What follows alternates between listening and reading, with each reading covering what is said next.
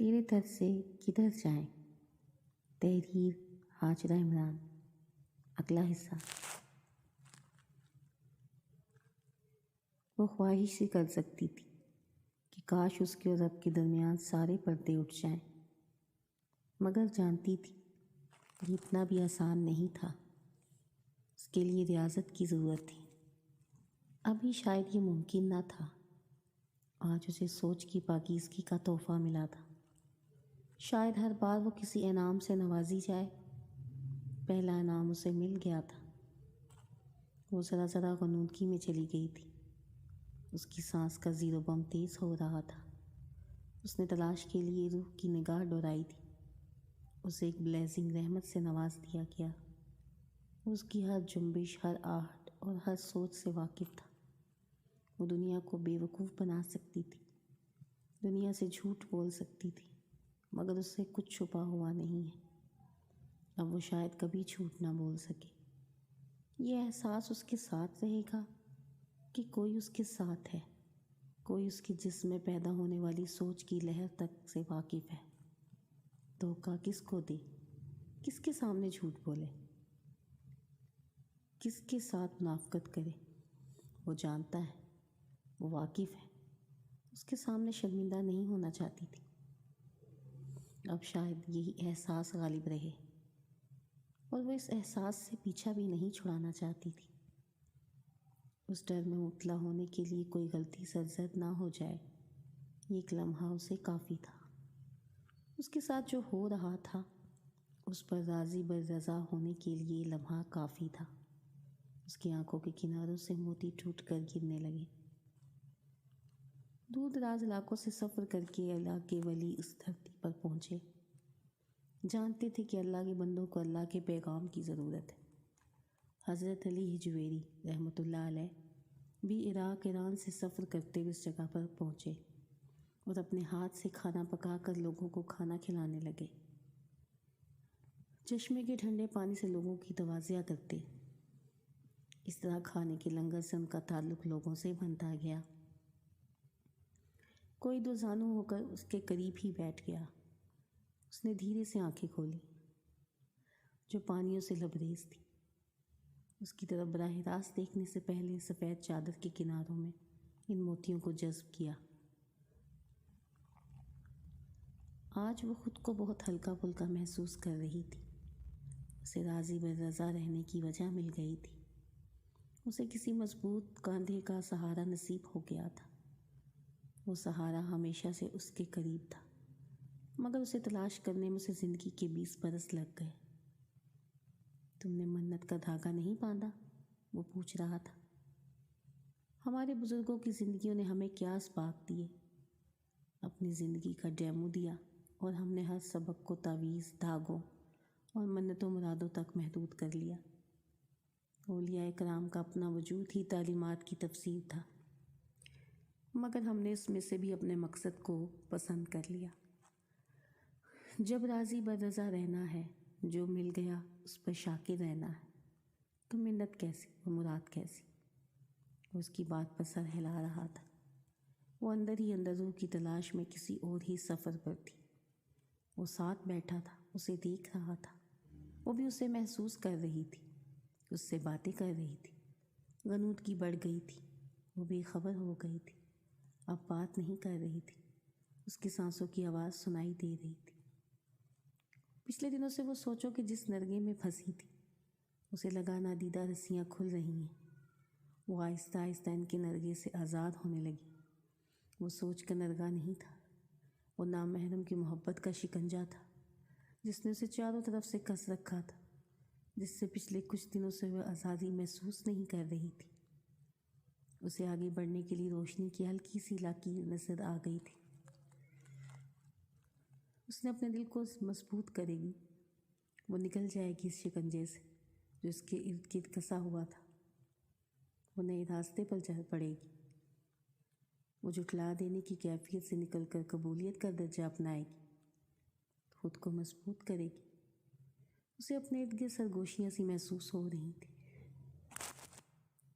اس نے بہت ہمت کر کے آنکھیں کھولی، ایسے جیسے کوئی پہلی بار پیدا ہونے پر آنکھ کھولتا ہے۔ منظر دھندلا سا تھا۔ جیسے ہی سامنے کا منظر واضح ہوا، وہ سامنے تھا، مسکراتا ہوا اسے ہی دیکھ رہا تھا۔ ویسا ہی روشن چہرہ، مسکراتی آنکھیں، گالوں کے دیپ کچھ کم لو دے رہے تھے، مگر پھر بھی چمک باقی تھی۔ وہ خود سے کیے گئے عہد و پیمان بھولنے لگی۔ وہ سب سے نظر بچا کر اسے دیکھتا جا رہا تھا اور نگاہیں اس پر سے ہٹنے کو تیار نہیں تھی۔ جی چاہا ارد گرد سے بے خبر ہو کر بس اسے دیکھتی رہے۔ سوچ کی کسی لہر نے اسے چونکا دیا۔ ابھی اللہ سے وعدہ کر کے آئی ہوں کہ کسی نامحرم کو یاد نہیں کروں گی۔ اسی وقت نظر جھک گئی۔ اللہ کو ناراض نہیں کر سکتی، وہ جو اس کے جسم میں پیدا ہونے والی سوچ کی ہر لہر سے بھی واقف تھا۔ زین کے ساتھ اس کی ممی بھی تھی۔ تیرے در سے کدھر جائیں، تحریر ہاجرہ عمران، اگلا حصہ۔ خالہ نے ہاتھ کا سہارا دے کر اٹھایا۔ ابھی وہ سلام دعا کے مرحلے میں تھے کہ دوسری طرف سے ظہور اور اس کی ماں چلے آ رہے تھے، اور وہ دونوں اس کے سامنے ایک دوسرے کے ساتھ ہاتھ ملا رہے تھے۔ یہ ظہور ہے، اس کے ساتھ زینت کی بات طے کی ہے۔ شادی سے پہلے دادا صاحب سلام کرنے حاضر ہوئے تھے۔ اس کے چہرے پہ سایہ سا لہرایا تھا۔ تم کیا کر رہے ہو آج کل؟ کاظمی نے MBA کیا ہے ملٹی نیشنل کمپنی میں، بڑی اونچی پوسٹ پر ہے۔ وہ اسے شاید کچھ جتا رہی تھی۔ بیٹا شادی میں ضرور آنا، آخر میں انہوں نے کہا۔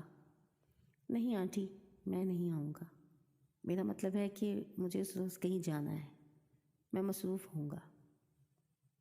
کیوں بیٹا؟ ابھی تو میں نے شادی کی ڈیٹ بھی نہیں بتائی۔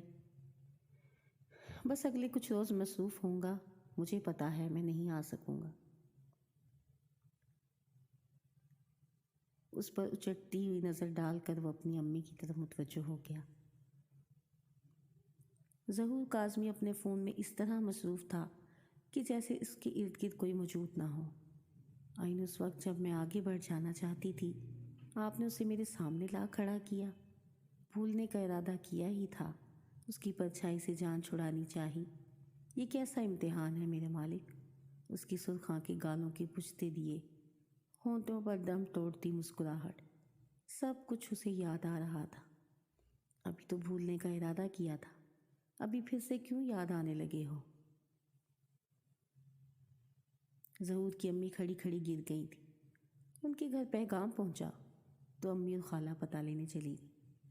واپسی پر انہوں نے بتایا کہ ظہیر کی امی پر کسی نے جادو کروا دیا ہے۔ وہ ڈاکٹر کی بجائے کسی دم والے بابے کے پاس جا رہے ہیں۔ وہ بہت حیران ہوئی۔ بھلا یہ کیا بات ہوئی؟ انسان گر ہی جاتا ہے، اس کی بات تو لازمی ڈاکٹر کے پاس جانا چاہیے۔ اسے سمجھ نہیں آئی کہ ظہور تو پڑھا لکھا روشن خیال لڑکا لگتا ہے، وہ اپنی امی کی فضول قسم کی باتوں کو کیسے مان سکتا ہے۔ اس نے ہمت کر کے اسے فون کر لیا تاکہ اس بارے میں بات کر سکے۔ میں کیا کر سکتا ہوں؟ امی ہر کام اپنے بابا جی کے مشورے سے کرتی ہیں، جنتری میں دیکھے بغیر وہ کوئی اہم فیصلہ نہیں کرتی، کسی ایونٹ کی تاریخ نہیں رکھتی۔ اس پر گویا حیرتوں کے پہاڑ ٹوٹ گئے۔ لگتا نہیں تھا کہ وہ کسی بات میں اپنی ماں سے اختلاف رکھتا ہے۔ وہ تو مجھے بھی تعویذ گلاب پانی ہی پلاتی ہیں، کالی بلی راستہ کاٹ جائے تو سارا دن گھر سے نہیں نکلتی۔ آئی نو آپ کو یہ سب اب عجیب لگ رہا ہوگا، مگر دیکھیے نا، تم تو یہ سب اچھی طرح جانتی ہو، آپ تو خود اس کام سے وابستہ رہی ہو۔ اب یہ تانا بھی سننے کو ملنے تھا۔ اس نے ہونٹ کاٹے۔ وہ میری نادانی تھی، کچھ دنوں کا بچپنا تھا، اب تو بہت عرصہ ہو گیا اس کام کو چھوڑے ہوئے، اس نے دھیرے لہجے میں کہا۔ مما تو اسی لیے آپ کو بہت پسند کرتی ہیں کہ آپ ان کے عقیدے کی ہیں، وہ بہت آسانی سے کہہ رہا تھا، مگر وہ سر سے پاؤں تک کانپ گئی۔ عقیدہ؟ میرا عقیدہ کیا ہے؟ انہیں کیسے پتا میرا عقیدہ کیا ہے؟ وہ چونک گئی، ڈر گئی، سوچ کی گہری اتھاہ میں ڈوب گئی۔ اسے اپنا عقیدہ جانچنا تھا، لوگ اس کے بارے میں جانے کیا کیا سوچتے تھے۔ وہ کون تھی؟ اسے خود بھی نہیں پتا تھا۔ اس کا عقیدہ کیا تھا؟ یہ بھی اسے پتا نہیں تھا۔ وہ اتنی الجھ گئی کہ جوگس پہن کر خود ہی گھر سے نکل کھڑی۔ ظہور کاظمی کی امی سے اس کے گھر والوں نے معذرت کر لی تھی۔ خالو نے خالہ کو سمجھا لیا تھا اور خالہ نے امی کو رشتہ ختم ہو گیا، مگر نئے سوال جنم لے چکے تھے۔ ہندو مسلمان کی شادی ہو تو عقیدے کا فرق سمجھ میں آتا ہے، عیسائی مسلم کی شادی ہو تو عقیدے کا فرق سمجھ میں آتا تھا، مگر مسلمان کی مسلمان سے شادی پر عقیدے کا فرق اسے سمجھ نہیں آ رہا تھا۔ سب مسلمان ہیں، ایک اللہ اور ایک رسول کے ماننے والے ہیں، تو اختلاف کدھر سے آ گیا؟ فائنل ایگزامز ختم ہوئے بھی 6 ماہ گزر گئے تھے۔ اس دوران اس نے ہر رشتے سے انکار کر دیا۔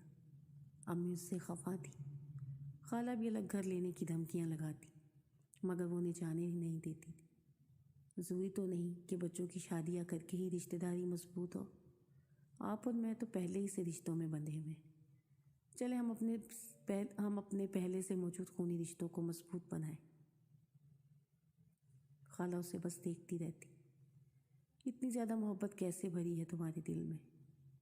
وہ سر جھکا دیتی، پردے جو اٹھ گئے، دل پر پڑی کثافتیں دھل گئیں، سوچ پر پہرے بٹھا دیے، ہر سوچ اس کی مرضی کے تابع کرنی ہے، جو سوچ کی ہر لہر سے واقف ہے، سوچ اس کی پسند کے مطابق ڈھالنی ہے، اسے خوش کرنا ہے، وہ جو ذہن میں پیدا ہونے والی سوچ کی آہٹوں سے بھی واقف ہے۔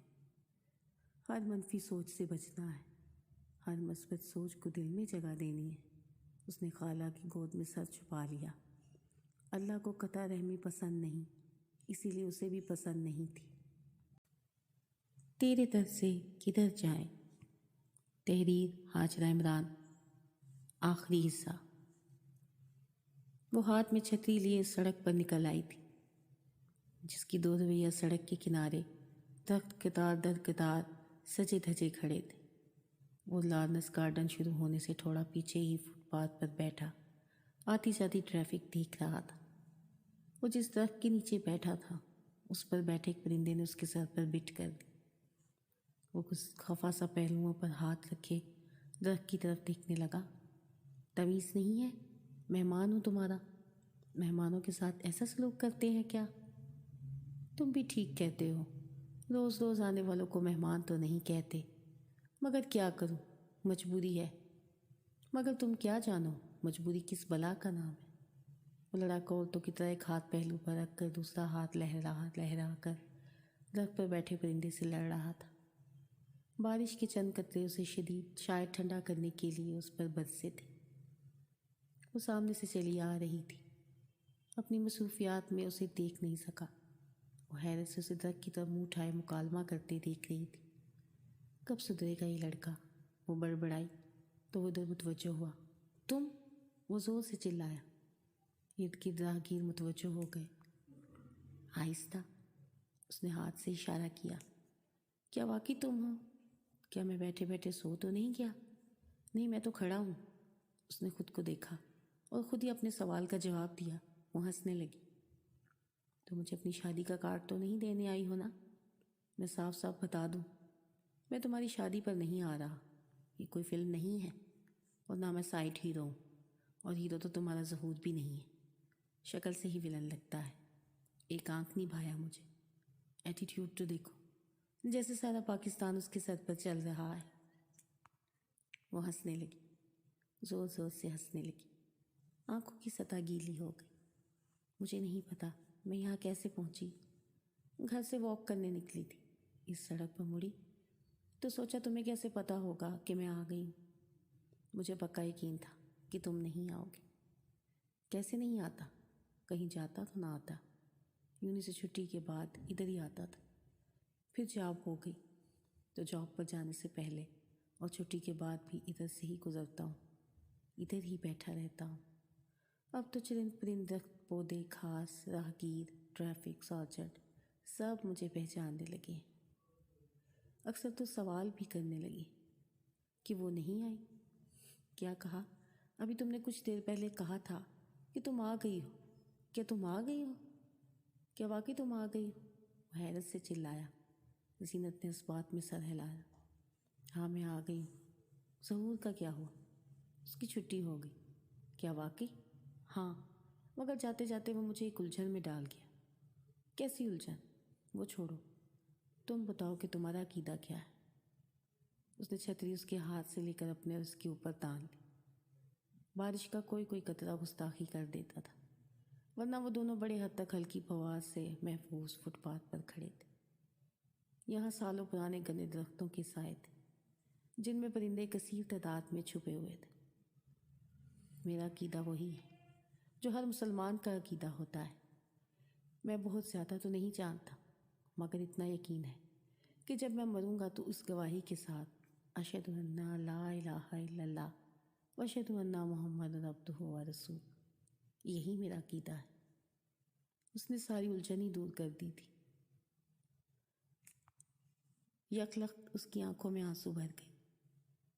تم نے تو میری ساری الجھن ہی دور کر دی، چلو میرے ساتھ۔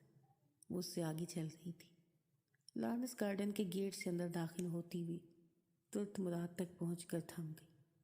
اس کی برابر کھڑا تھا۔ پارک کا یہ چھوٹا سا حصہ تقدس سے بھرا ہوا تھا۔ آسمان سے پڑتی ہوئی پھوار مقدس گنبد کو مزید دلکش بنا رہی تھی۔ وہ جوتے اتار کر چھوٹے سے صحن سے گزر کر اندر داخل ہوئی اور فاتحہ خوانی کی بوچھاڑ آہستہ آہستہ تیز ہو رہی تھی۔ وہ وہاں صحن میں رکھے بینچ پر بیٹھ کر بارش ختم ہونے کا انتظار کرنے لگی۔ اس روز علی ہجویری صحن میں تم تھے بھی اور نہیں بھی تھے۔ میرا مطلب ہے کہ مجھے تم دکھائی دیے، تم میرے قریب بیٹھے تھے، پھر تم غائب ہو گئے، حالانکہ میں کچھ دیر تم سے باتیں کرتی رہی تھی۔ میں سچ مچ تھا، مگر وہ کھنکارا، تو میں ڈسٹرب نہیں کرنا چاہتا تھا۔ اچھا، تو وہ میرا وہم نہیں تھا؟ مگر یہ سب کیسے ہوا؟ میں غنودگی میں تھی، مجھے لگا میں نے خواب دیکھا ہے۔ وہ چند منٹ گمسم سی بیٹھی رہی، اچانک جیسے کسی نتیجے پر پہنچتے ہوئے بولی، تم اپنی ممی کو لے آنا میری ممی سے ملانے۔ کیا واقعی؟ ذہن اس کے سامنے برستی پھوار میں دوڑا چلا گیا۔ وہ اپنے قدموں پر اچھلا جیسے بادلوں کو چھو لینا چاہتا ہو۔ اس نے پرجوش دبی دبی آواز سے نعرہ لگایا، یاہو! سنا ہے جو مل جائے اس کی قدر کم ہو جاتی ہے۔ عشق مجاز تک رسائی شاید میرے لیے عشق حقیقی کے سفر کی نوید بن جائے۔ وہ خود سے باتیں کر رہی تھی۔ وعدہ کرو آئندہ خچرہ بابا جیسوں کے پاس نہیں جاؤ گے، وہ چلائی۔ وعدہ رہا، جیسے زینت پیرنی کا آستانہ مل جائے، وہ کسی بابے کے آستانے پر کیوں جائے گا؟ زینت نے اسے مصنوعی غصے سے گھور کر دیکھا اور وہ ہنسنے لگا۔ بارش تھم گئی تھی، اب ہلکی پھوار پڑنے لگی تھی۔ دونوں نے موقع غنیمت جانا اور اپنی منزل کی جانب بڑھنے لگے۔ ختم شد۔